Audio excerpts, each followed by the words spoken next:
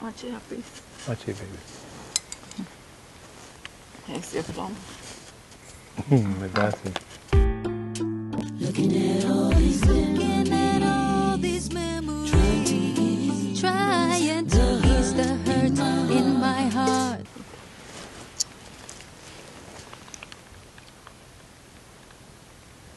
Talk to me. No, I was just sitting looking at you and appreciating you for being there my whole life after over 30 years of living a holistic living way of life. And then just appreciating the environment. Remind me a lot about Africa. Although you know outside the bush lines, a lot of things happening. Gotta make a new start, be a part of something whole and clean. A vision, see. To rescue this soul, rescue this soul. Appreciating the children playing and stuff. They're not out there doing all these different things that youth are doing. And they're all grown up in here. The daughters are all grown up. Some of them grandchildren, and then the sons are right here playing b-ball together. And the sisters are living together peaceful, no problem. Watching the farming area growing with the vegetables. Mm-hmm. I'm just sitting here looking at you and appreciating her breeze. Nitty Gritty 9.8 with High Priest Kwatamani, Supreme Soothsayer, Soul Seer, Spiritual Healer and Revealer, Chief Elder of the Kwatamani First Genesis Tribe, the oldest, longest sustained, raw and living, pure plant fuel consuming family community order known over half a century and still going strong. Dad and I was just sitting and talking with the Queen Mother of the Kwatamani First Genesis Tribe. And she leaned over and gave a sweet kiss on the jaw and said, "Thank you so much." I said, "What I do?" She said, "It's been nearly 35 years that Dad and I have been with you. And that's a record for my family lineage during these particular points in time. As a matter of fact, it's long past the record." I'm like, "What record you talking about?" And she said, "The fact is, one of the deepest concerns of the feminine is longevity in a relationship with her masculine he." And I began to feel what she was saying. Because the truth of the matter is, we got something real strange going on the planet as it relates to masculine and feminine energy. Melanin encoded masculinity, separated from the collective mass. Any step he take may be his last. The stakeholder spell was cast. Said she was a special case, groomed, conditioned to keep her son in his place. Historical fact, track, traced enslavement face. In the face of heartache, she taught him how to fake, how to pretend. Cheese, shuffle and grin to the bitter end. Shucking and jiving, striving to make him the stakeholder's primary commodity. Yeah, the warlord conquered she. And nobody seems to be able to point the finger at where the fault truly is. We don't evaluate anymore as to what is it. Is it divine guidance and protection, or is it divine nurturing affection that is missing? Or is it all the above? Listen, something missing. Been reminiscing so long, can't see something wrong. Yeah, green earth so the can bend. Rapping this rap says who knows when. And why? Why is such precious energy that is necessary for life? For life, I'm talking about for life, sustaining life, maintaining life. Why would it be missing? Why would there be such a major issue of concern about the simple and basic need of life? That is the divine union of masculine and feminine energy, he and she, that is the necessity for going forward and multiplying the next generation, for sustaining and maintaining our life presence. Yeah, the warlord conquered, she gave his final decree on what her manifest destiny would be as a breeder of his insanity. Arrogant hater vanity. Rescue the soul from the grips of a vicious and cold nature of energy. The true enemy of humanity that broke the bond. The bond. Unity, supreme love between he and she. Rescue the soul. Why is it not simple to comprehend that we come up on the earth from a he and she who came up on the earth, from a he and she who came up on the earth from a he or she, and the goal, the obligation, and the responsibility, all up and down that lineage, is to go forward and multiply a greater mental, physical, and spiritual presence of existence of that he and she upon this earth, to get a greater connection, to become more affectionate with the soul-to-soul relationship that is a necessity for life. That soul-to-soul relationship that actually is unquestionably the essence of who we be, to perpetuate a love supreme. Yeah, and I'll be listening sometimes, I hear people talking all kinds of things and stuff, and it becomes really, really, really like, how deep can this insanity go? We have to have the ability to open this eye, this eye, this eye, any other way we can see, sense, feel, and hear the holistic living truth about the essence of life and supreme love. Why? Why? Why? Because we are a living being. We have a living essence. We have lost contact with the simple fact that we are the expression of love supreme. Then I began to reason with, okay, why? Why is it that there are those occasions when I am sitting around, let's say in a b-balling game, because my youth loved b-ball just as I did. They've become a bit more efficient and efficient because all that I have, I've given it to them and work with every effort to multiply them having a greater sense of athleticism for the sake of their mental, physical, and spiritual existence. So, yeah, and I sit and I hear some male looking at a b-baller, because she's kind of maintained her physical structure, but she's still a being. You know, I mean, like a living being, a she. And then you see the predatory attack upon her. And within that predatory nature, here's how it goes. This is what they are and I see. The feminine she has her instinctual goal and objective. She wants to be loved. She wants to be appreciated. She wants to be a part of a connected, bonding relationship because she is communal by nature. Know that as a fact. Know that as a fact. This is why she has the ability in her womb to birth he and she collectively to become a mother. But something other has happened. Why that something other has happened is no mystery. For example, in 1452, Pope Nicholas V issued a directive to King Alfonso of Portugal to go to the western coast of Africa and to invade, capture, vanquish, and subdue all Saracens, pagans, and other enemies of Christ, to reduce their persons to perpetual slavery, and to take away all their possessions and property. That directive was reissued in 1455, 1456, 1481, 1493, 1506, and 1514. The voice of the warlord and his deity has spoken again and again through history.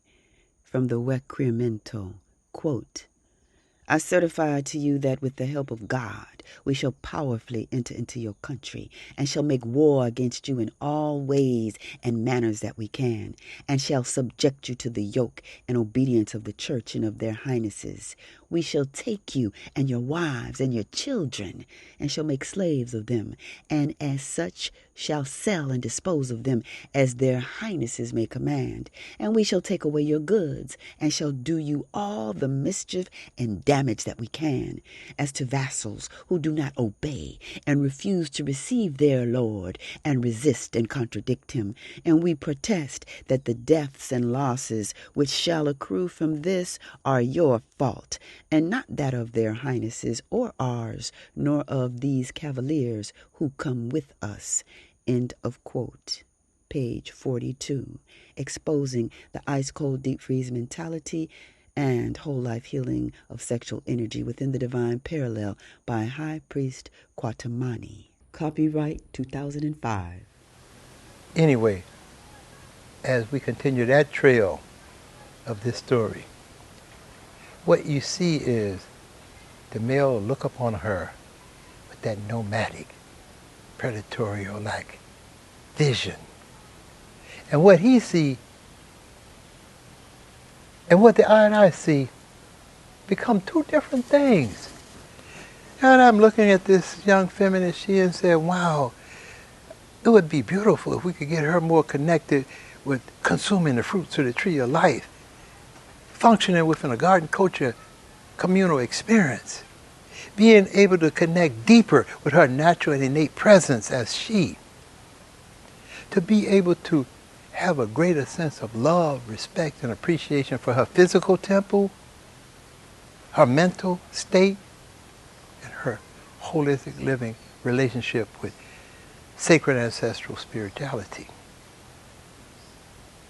And so when the young she comes up to I, an elder,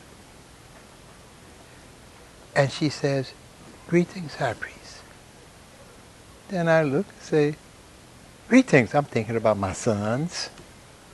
I have to be very blunt. It's not to say I don't think about I, but I'm saying that the I and I actually manifested within those sons that is bred off of I. So that's my focus. Whereas, as she continued to walk down the bench to get prepared to take a seat, I see this new nature of energy that has perpetuated. And I say new because it is perpetuated among a population who never held those kinds of vibrations about femininity. Because she became far more precious than looking at her with that lustful eye of seeing how one can get a chance to bedlock her. Because it became more responsible, it became more instinctual to look at she and deal with all the various attitudes, values, behaviors, and beliefs that would cause her to be of the mother spirit. That cause her to be able to interrelate, to perpetuate the sacred ancestral family order, and to be able to carry that male to his height. I don't mean to his sexual height. I'm not talking about his orgy, or I'm not talking about his getting his groove on. I'm talking about to his height as a family man. Generation after generation, she birthed his nation into this present day situation. By violent threat or undue consent, her will was broken, twisted and bent. Ancestral reasoning ripped, stripped out of her head. Instead, she only knew what he said to bring him pleasure, satisfaction in bed. Yeah, the earth solar daughter was bred to be misled, filled with fear and dread by pale ghosts like demons of the dead. But then when I think about a family man, I'm thinking about that male who looks upon the feminine she and know full well that if he entangles his energy with her, he has taken on an ancestral responsibility, an earth solar conscious responsibility to uphold her and to maintain her to the highest level and degree, to push her to her highest height, because that's how he rises. And in that, recognizing that if she then takes a downward spiral, everything born off of her has slipped down the vicious circle into a toxic parallel where it's very difficult to return from.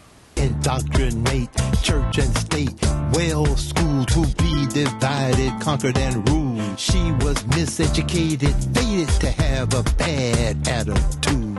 Rude, screwed, food, stripped nude, tattooed so rude. Debased, disgraced till her soul could not be traced. Yeah, the stakeholder would mold her as his buffer, would leave her to suffer. Now this other male that I'm speaking about in this story, he looks upon her with that little grin, and he sees and he says, "Hey, greetings, my, you're so beautiful." And she, in her innocence, her ignorancy, or just wanting to be given a little bit of praise, turns with a smile. She looks at him and sees if he's suitable, if he's one that's attracted to her ideology, and she answers accordingly.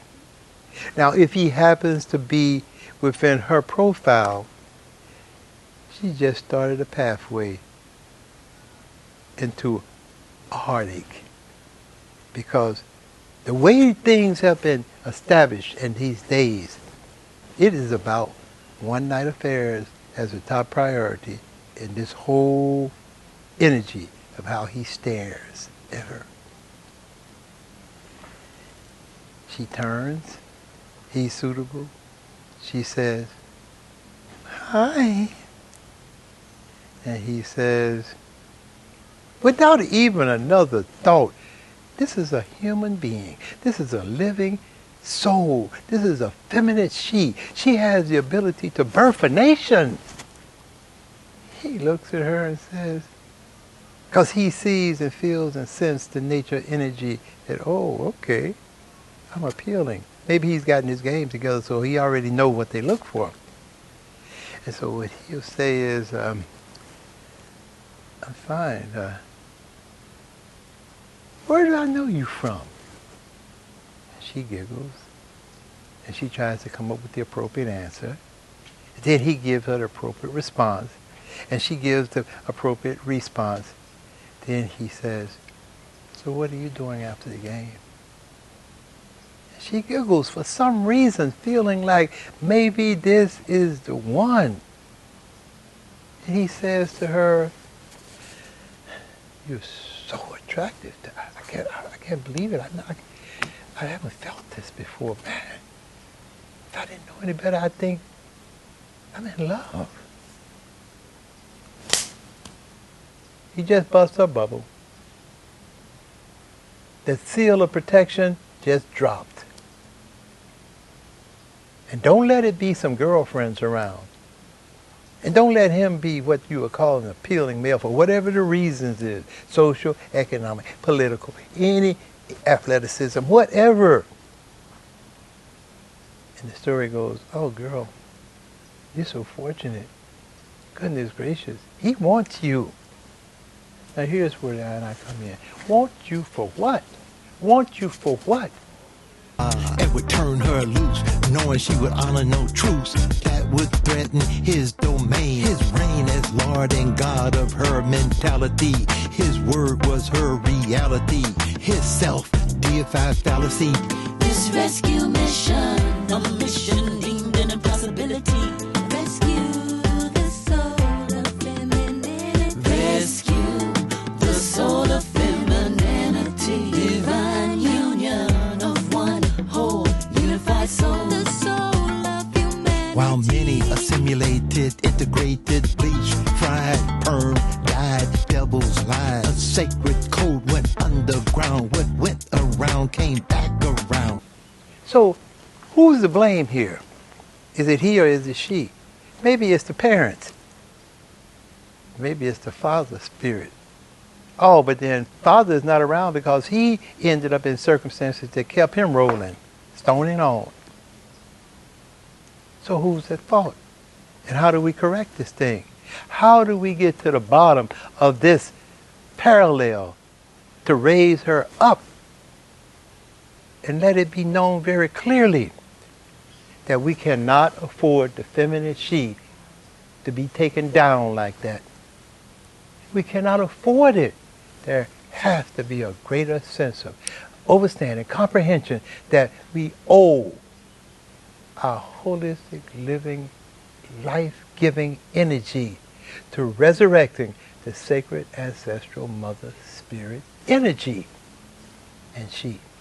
His soul-seeing son was born from ancestral lineages, ripped and torn, lessons learned, pages turned to comedic text, revealing what's next in this cycle of emergence, resurgence of the indigenous nature of Eve, who first seeded the ancestral family tree, birthed by femininity. A baby boom did bloom in the womb of so many mamas who survived so many traumas, yet of the many ejaculated, a sacred sperm cell penetrated. Now, I guess that's a tremendous task, because if you were the male and you've been brought up feeling like, hey, goodness gracious, man, them some beautiful thighs, goodness gracious, ooh, look at how she walk with them hips, man, glory, glory, glory. You forget.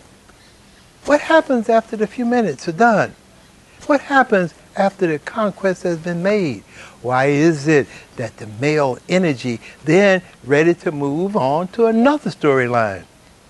It's because if we can begin to comprehend, first in the instance of the male, if we can begin to comprehend that you have assimilated, integrated, and adopted a nature that opposes your being within a whole soul relationship of masculine and feminine energy, you have been projected into a nature that profiles self, individualism, personal, glory, satisfaction, guaranteed for he who has the swiftest ability to conquer.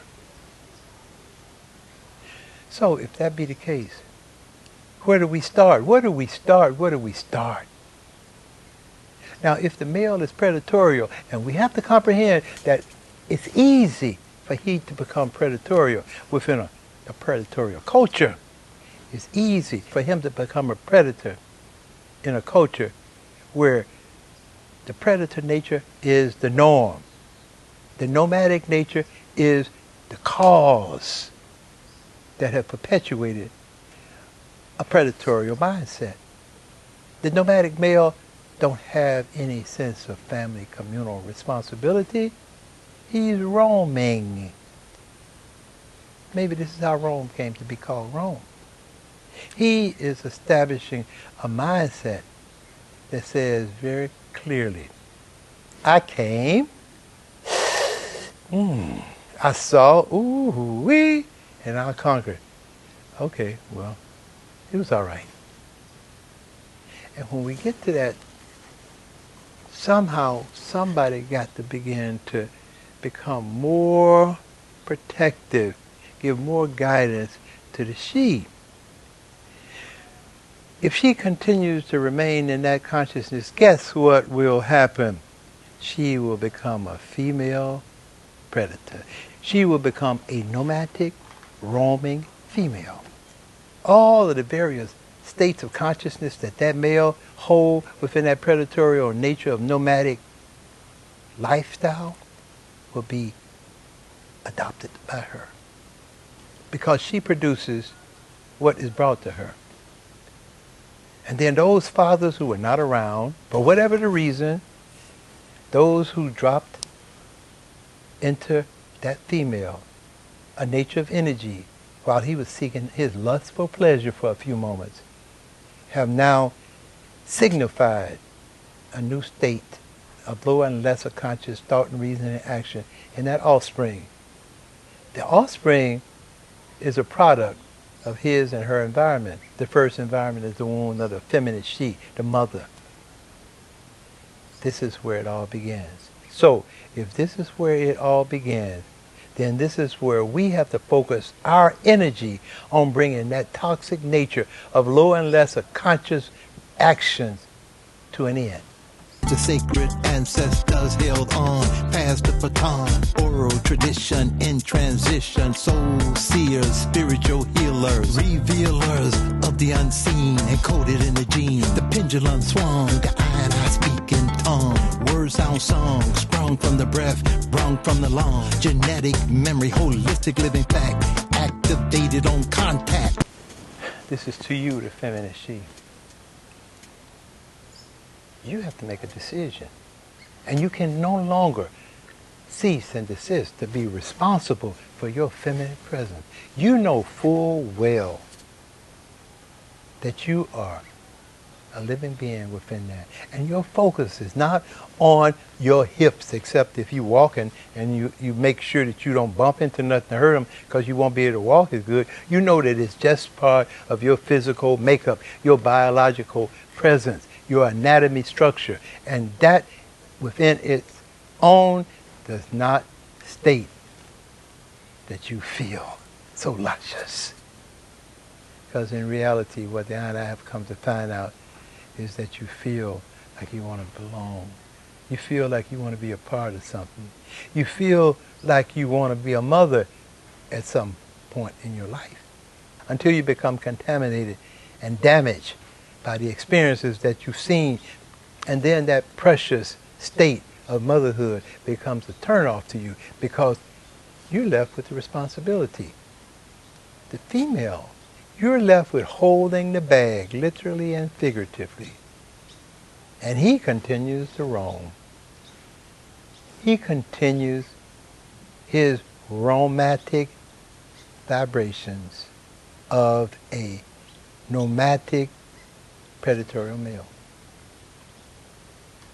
And they do not like it when I, an elder, and I, who have a divine, natural, innate duty, obligation, responsibility to you, the feminine she, as well as to he, to bring holistic living truth to the table so we can correct this thing quick, fast, and in a hurry. Otherwise, it's a downward spiral for all of us. You see, if she slipped, we all trip into oblivious nothingness, because she is the birthplace. She's where we have our first experience. From the most minute particle of sperm and egg coming together in the womb, we begin a learning process. And we have a divine, natural, innate duty, obligation, responsibility to give a greater sense of honor and respect to that process. This is what the OC lady saw when she examined the fatal flaw of those who broke divine law. Listen to the soul. To the soul. Oh, you gotta listen to the soul. When it rain, it pour. Time to get deep into the core to see things one has been taught to ignore. The battle of the sexes, hexes, yeah. Two parts to one whole, split in two. This is how opposition grew. Instinctively, she knew what masculine energy was birthed to do. He, the provider who fertilized the seeds inside her. His is to protect and guide her. He ejaculates his life energy, the essence of he, for her to nurture urgently. She soft, sensuous, wet, stimulated as she can get in the heat of the sweat. Sperm cells moving like a jet as the natural urge surge to merge with she and the mojo of her femininity, reproducing that unified intensity. Ain't nothing like pushing a love supreme holistically. What I'm saying is that every encounter should be an encounter to the utmost level and degree of humility, dignity, and respect for the feminine she. Now, we've come a long ways from that. A very long ways from that.